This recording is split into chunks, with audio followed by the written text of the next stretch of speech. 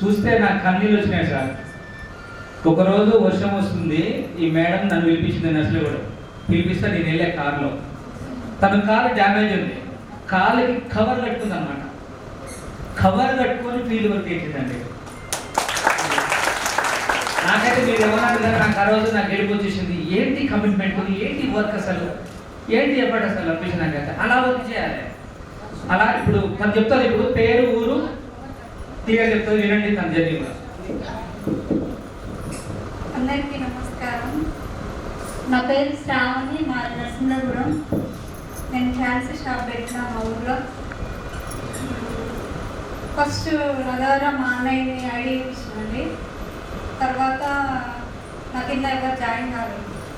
ఒక 15 days దాకా ఖాళీగానే ఉన్నాను. తర్వాత వేరే వాళ్ళు ఐడి చేసారు, వాళ్ళ ద్వారా 12 మందిని జాయిన్ చేసిన.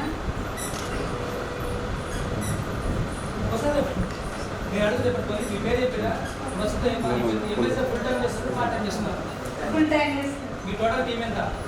ఫుల్ టైం 12 మంది. ఇప్పటివరకు ఎంత తీసుకున్నారు? మళ్ళీ వారిలోకి ఎంత తీసుకుంటారు? మళ్ళీ వారిలోకి ఎంత? గట్టిగా చెప్పండి మేడం, భయపడలేదు, చెప్పండి గట్టిగా.